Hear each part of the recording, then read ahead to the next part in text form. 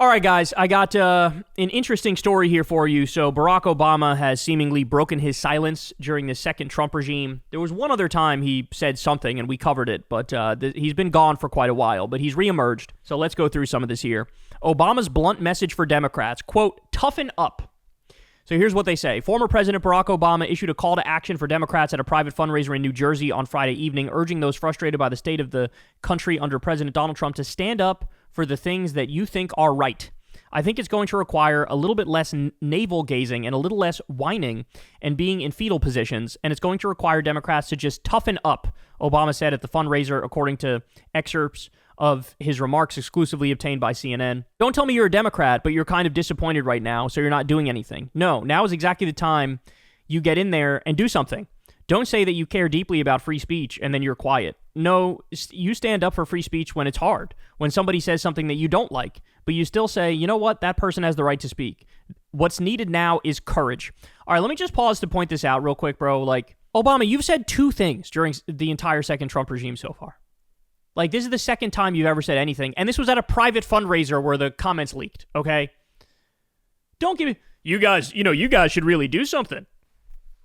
You're not doing anything. Like, you should do something. Like, as far as Democratic officials go, like, Obama's approval rating is still sky fucking high. People look back from the years of 2008 to 2016 now through rose-colored glasses, and they're like, damn, we didn't even know how good we had it just by having, like, a barely, bare minimum competent type person as president. Like, it sure is nice to have somebody who's actually educated and intelligent to some extent, right? So you're super popular. Your poll numbers are super high. You're seeing the damage that this second Trump regime is doing. You do some shit. Don't come out once every 3 months and say, I kind of disagree with this, but y'all should stop it. Like, what am I missing something here? No, like, you need to fucking come out and fight. Like, you need to fight. Use your celebrity, use your popularity, use your status as a former president to like, what do you think? You're following the unwritten rule book of like, oh, former presidents aren't supposed to comment on future presidents. And it's like, okay, but now we have a fucking fascist who runs the country. So maybe those stupid fake rules don't really apply, right? You understand what I'm saying? Obama's comments come as the Democratic Party searches for its path forward in the second Trump term and beyond. Many in the party's base have called for a more forceful response from Democratic leaders at a time when the party is locked out of power. As Democrats debate who should lead the party, Obama encouraged them to channel their energy into the governor's races in New Jersey and Virginia, saying the off-year elections could be a big jumpstart for where we need to go. Quote, stop looking for the quick fix. Stop looking for the messiah. You have great candidates running races right now. Support those candidates, Obama said, calling out the New Jersey and Virginia elections, according to the excerpts of his remarks. Make sure that the DNC has what it needs to compete in what will be a more data-driven, more social media-driven cycle, which will cost some money and expertise and time.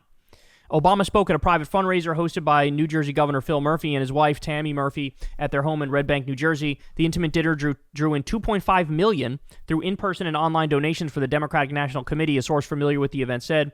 A portion of the haul will be allocated to Democratic efforts in the governor's race in New Jersey. The Democratic nominee, Representative Mikey Sherrill, and the DNC chair, Ken Martin, were on hand for the event. Obama described Sherrill and former Representative Abigail Spanberger, the Democratic nominee for governor in Virginia, as powerful spokespersons for a pragmatic, common-sense desire to help people and who both have remarkable track records of service. All right, let me just pause there to point out, Abigail Spanberger, she's running for governor here in Virginia, and Crystal and I just saw an ad of hers the other day, and let me just say very quickly, she doesn't understand the moment. She's stuck in 2008. She, was bragging about having the most bipartisan record for some shit, and it's like, you're better off coming out and saying we need to abolish billionaires. They've destroyed the country. Actually fighting on some shit, saying MAGA is a terrorist organization. This bullshit about, let's hold hands and sing Kumbaya, and, I have a very bipartisan record, and I believe in the Second Amendment. This is the shit that was in her ad, and it's like, which party are you a member of? What are you doing? It's just fundamental misreading of the moment. And even Obama's thing about, stop looking for the messiah. It's like, well, I'm sorry, but the way politics works is every now and then you have a phenomenally charismatic figure that rises up who captures the attention of the nation, and they impose an era politically on the country. And, right now we're going through, unfortunately, the Trump era, but there was an Obama era. And it's like, yeah, you're going to need some phenomenally charismatic person to sort of break through and shift the paradigm here, right? I agree that the smaller races matter and that, sometimes the more important work is less sexy and not as broadcast. I think that's true. But also, like, no, we do kind of need new leadership that's real, right? And you see that in Zoran, for example. But unfortunately, Zoran was born in Uganda, so he can't run for president, which is a damn shame, because he would be the one. He would. He's got it, right? All right, they say here, the most important thing you can do right now is to help the team, our candidate to win, he said, and we're going to start building our coffers in the DNC. Obama also argued that Democrats need to focus on how to deliver for people, acknowledging the different views within the party about how best to do that. There's been, I gather, some argument between the left of the party and people who are promoting the quote-unquote abundance agenda. What? Listen, those things are not contradictory. You want to deliver for people and make their lives better? You got to figure out how to do it, he said. I don't care how much you love working people. They can't afford a house because of all the rules in your state. They make it prohibitive to build, and zoning prevents multifamily structures because of NIMBY. He said, referring to not in my backyard views, I don't want to know your ideology because you can't build anything. It does not matter. Oh my God, bro. This is your contribution to the dialogue at this moment? To like side with the abundance people and shit on the left? When it is literally... Are we seriously arguing? The Democrats messed up because they didn't strongly take on zoning reform like they should have. That's why the Trump era is here. No! The reason the Democrats were struggling is because the right had a narrative. They said, blame the immigrants, blame the trans people. We're going to fix your life. These are the bad guys. These are the scapegoats. These people are the problem. And the Democrats' reaction to that was, I don't know. I don't really agree with that, but maybe you can vote for me because I will be not as insane as them. When we need a narrative, and the left is the only group that offers a narrative. The narrative is, the problem are the billionaires and the fascists. They're the problem. It's not trans people and immigrants. It's billionaires and fascists. Obama, you should be out there ranting about how big money has destroyed our democracy, about how Elon Musk is destroying our democracy, about how the fascists are destroying rule of law. And you're out there taking a potshot at the left to back up Derek Thompson and Ezra Klein with their goofy fucking abundance thing, which is nothing but rebranded neoliberalism, by the way. Let's be serious.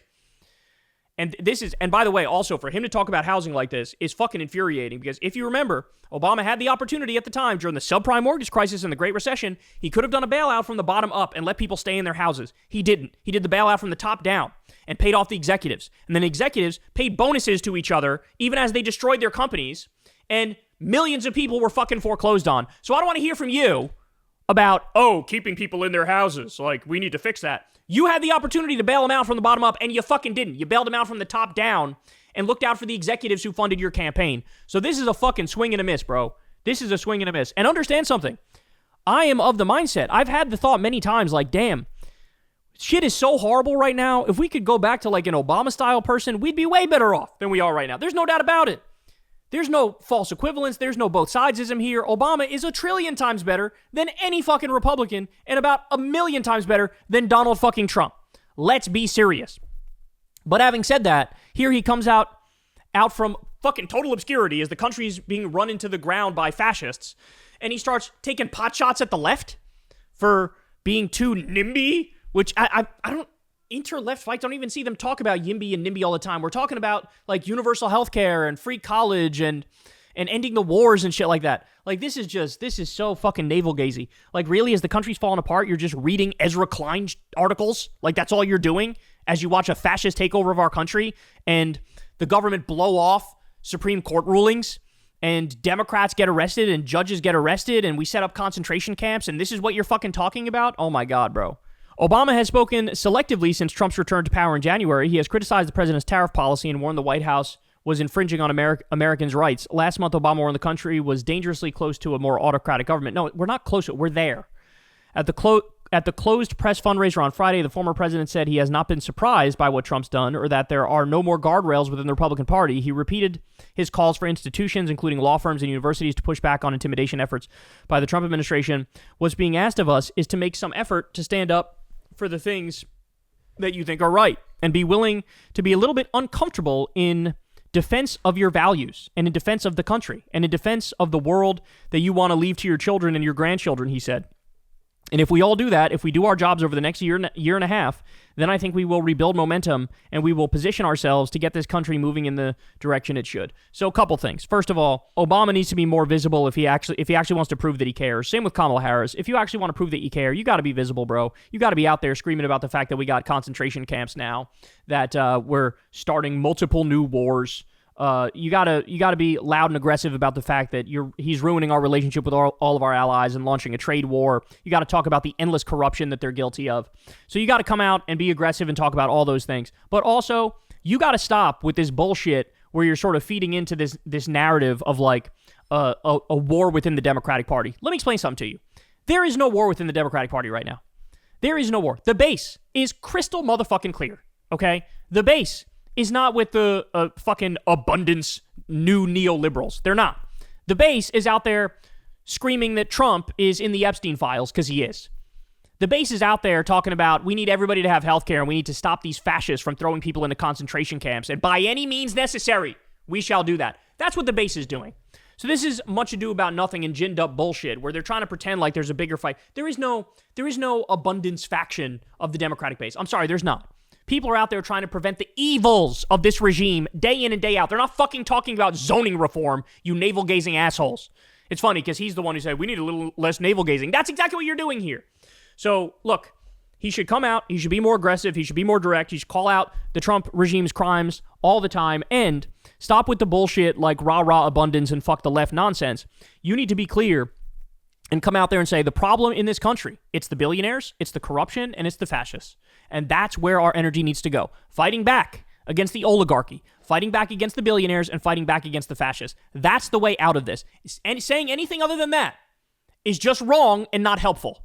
So if the trend remains, I guess, Barack Obama, we'll see you in another 6 months when you have like 3 sentences to give us at your next big dollar fundraiser. We appreciate it. Hey, y'all, do me a favor and like and subscribe. It helps out big time in the algorithm. Click the bell as well for notifications when videos drop. And watch that video on screen right now. You know you want to.